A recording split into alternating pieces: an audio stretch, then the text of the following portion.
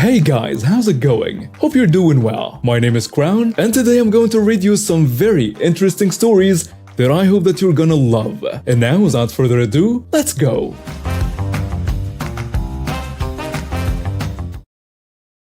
So this happened like 5 years ago. Basically, my buddy and I got super into surfing in high school, and we would go pretty much every day. His mom would usually drop us off, we would wrap our phones in our shirts, bury them in the sand a bit, and place our towels on top. This was an everyday routine. So one day we go surfing in this sketchy area. Not so sketchy that we shouldn't have been surfing there, but it would have been way smarter to not bring our phones. Anyway, we kinda get screwed up, brought our phones, went surfing, and when we got back to the shore, the phones were gone. We freaked out for a little while, then asked some people nearby if they saw anything. They said no, but they were nice enough to let us check Find My iPhone, as well as call his mom to come pick us up. By the time we checked Find My iPhone, the phones were already about 5 miles away. We called his mom, told her what happened, and expected to just go home sad, but no. His mom was seriously a legend. Once she picked us up, she had us quickly log into Find My iPhone on her phone, and the pursuit began. We literally drove for maybe 2 hours out of the way until we finally started getting near the guy. The thing is, no matter how close we got, the phone was always on the move. Plus, it's not the most accurate tracker in the world, so it's only within like 500 feet of the phone, so the chase went on forever, and we had no idea what car we were following. I don't remember all of the details perfectly, but at some point during the chase, her phone died, so she hauled herself off the freeway, ran like 2 lights, and made an illegal U-turn. None of this was dangerous, by the way, like nobody was there, but it was still pretty cool, to be honest. And quickly pulled up at a 7-Eleven where we brought a car phone charger. The chase continued. We followed the Find My iPhone tracker for maybe 2 or 3 hours total until finally the thief stopped. We pulled up where we assumed was the right stop, and it was some random taco shop. We went inside, looked around, but only a couple people were in there, and they all looked like they were with family. So we didn't think it was any of them. And that's when we went outside and saw some guy sitting at the bus stop with a large duffel bag. We immediately assumed it was him. He looked pretty sketchy. So we called the local police, and they said they would send a car to our spot. The funniest part of all this was that the cop was full on like, do not approach the guy, just wait. But my buddy's mom, being the goofy person she was, came up with seriously the dumbest plan. But we all loved it at the moment, so we went with it. What she did was she casually walked up to the guy and was like, hey, I lost my phone. Do you know what time it is? It was seriously the funniest thing ever. My buddy and I couldn't help but start cracking up. Anyway, the guy was all hostile and just said no. So she came back to the car and we just waited, laughing about what just happened. From that point on, as the guy was waiting for the next bus, he kept looking back at us every couple seconds. It was kinda scary, but overall really funny. A few minutes later, a cop car passed by on the opposite side of the road, turned on its lights, and made a quick U-turn driving towards the guy. I kid you not, he got up and freaking bolted as fast as he could across the street. The cop was in a car though, so he got him immediately. He handcuffed the guy, brought him over to us, and the cop was like, do you have these kids' phones? The guy, acting innocent and pissed, was like, no, why would I steal these kids' phones? The cop then opened his duffel bag, and wouldn't you know it, out pops our phones. The guy starts rambling that he bought the phones off some random guy, and the cop jokingly said something like, that's some bad luck, maybe don't buy phones from some guy at the beach. He ended up getting arrested, and we got our phones back after a 3-hour chase. So this story goes back a good few years. So I have been bullied since I was 4, I'm now 17. And the bullying stopped a year ago when I was 16. I have always had to deal with my brother, who has brain injuries. I don't say damage because his brain isn't technically damaged. It results in hard times at home, and I have moderate depression and anxiety. so I always just thought the bullying was my fault and kind of accepted it. I was the target of my preschool, primary school, and high school. Nobody wanted to be seen with me. So this girly entitled bully has been the main issue and has always caused issues. She used to assault her younger brother, her mother, the entitled mother, and her dad. Her dad is a very nice guy and never did anything wrong. For context, the bully was always at the top of the pyramid, the most popular girl. Everything went her way. The entitled mother always took her side. And all the school said, "Our students would never do that." And if I retaliated, I would end up in the wrong. All incidents with her were verbal and physical abuse and ended up leading to slander, lying and spreading rumors against me and my mom. I ended up getting used to all of this, but my mental state still spiraled more than I realized. My mom ended up drinking to cope. She was never an alcoholic, didn't drink huge amounts, and was never a bad mother. The entitled mother soon spread lies that I was abused at home and that my mom was an alcoholic, and she began harassing and assaulting me again when I was about 16. I had enough. One day, on the bus, I overheard her and another boy, a foster child and an absolute brat, talking about me, my mom, dad, brother, and grandparents. All bad things. I turned around and told him to shut up. This was taking place on a public bus to the high school. The entitled bully says, "This conversation doesn't concern you. You're talking about me and my family. Shut up or share the conversation with the bus." The boy says, "Well, we were talking about how your brother is an R-word. Your mom is an alcoholic. Your dad is an abusive husband. And your grandparents are delusional." None of this was true. I say, "Well, you can talk. Your parents did cocaine, and your siblings rammed a pole through your thick skull. You have no leg to stand on when it comes to a loving family. So scram off." This boy had also done awful things to me. The boy lowered his head and went silent. The bully tells me, "You can't say that." "Well, you can't spread rumors and lies about my family." "Yes, I can, because it's true." I was shaking and ready to punch her. I didn't though. My memory is pretty bad at this point, and the argument raged on for a while before, "At least my mom loves me and isn't an alcoholic." I wasn't taking that. "Well, at least I'm loved more than food." "Are you calling my mom fat?" "Well, if the boot fits, but let's be honest, it probably wouldn't." She begins ranting and I turn away and start playing on my phone. We get off the bus and the entitled bully follows me around school before listens and hunts me down during break and lunch.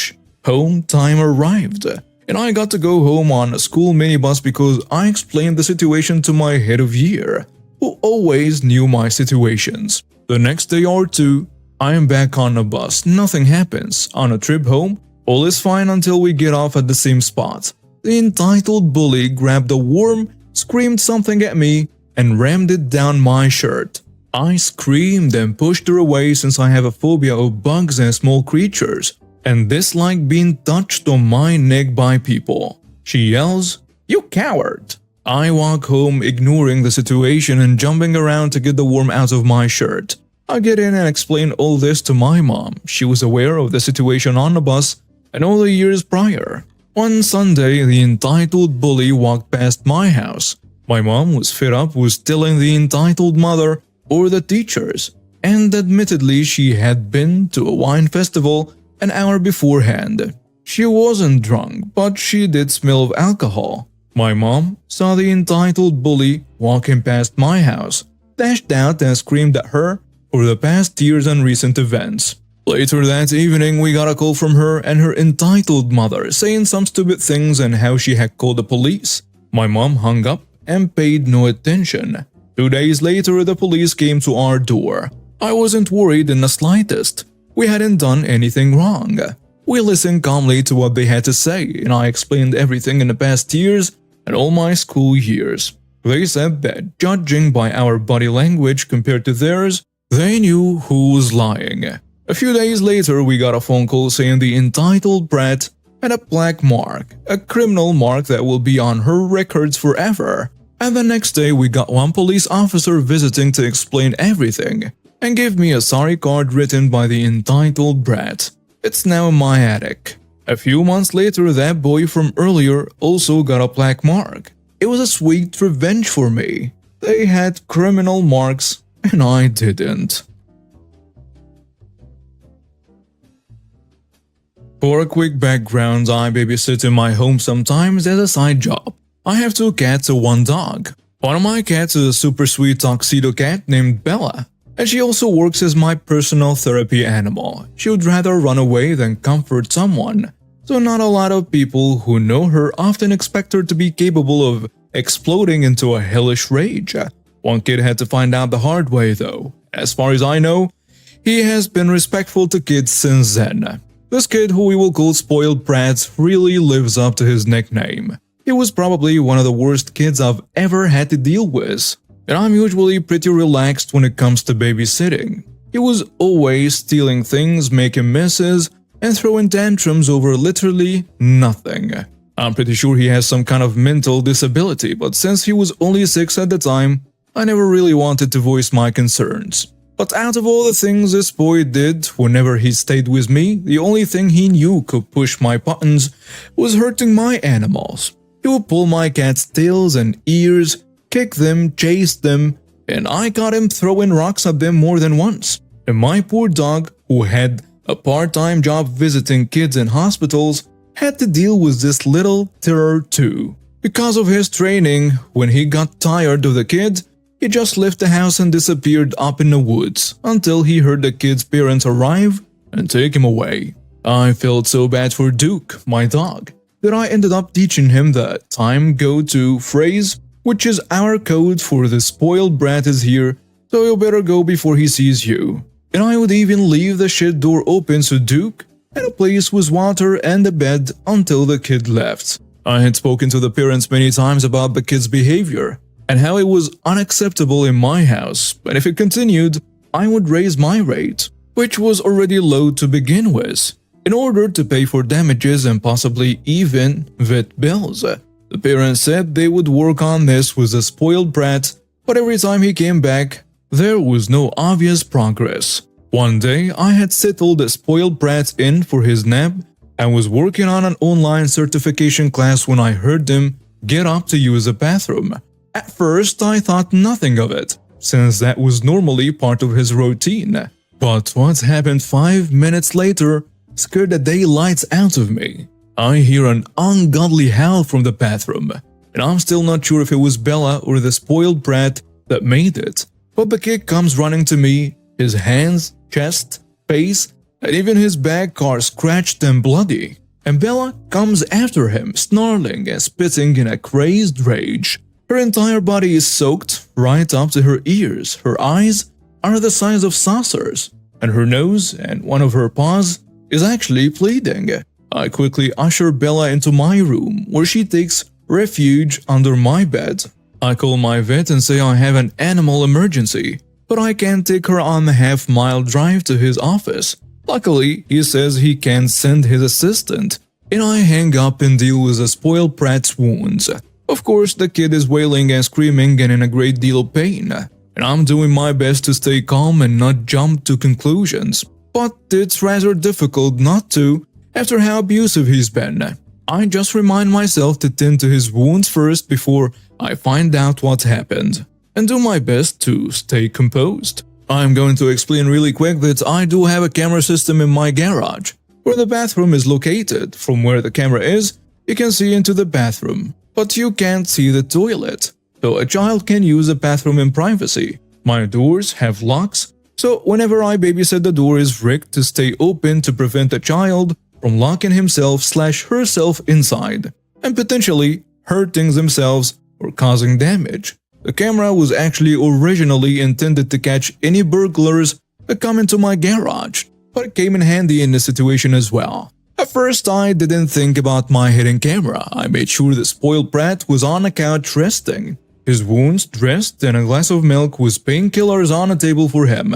Then I went to the bathroom. The sight that greeted me was even more shocking than the spoiled brat's wounds and Bella's rage. There was fur all over the bathroom, bloody paw prints on the wall, and blood on the floor too. As I stepped through all of this to the sink, I nearly went into a fury myself. The sink, which is about a foot and a half deep and about 2 feet wide, designed for shops, was almost completely full of steaming hot water. So hot it actually burned my finger when I tested it, and it had cat fur and blood in it, as well as a pair of scissors. I was horrified.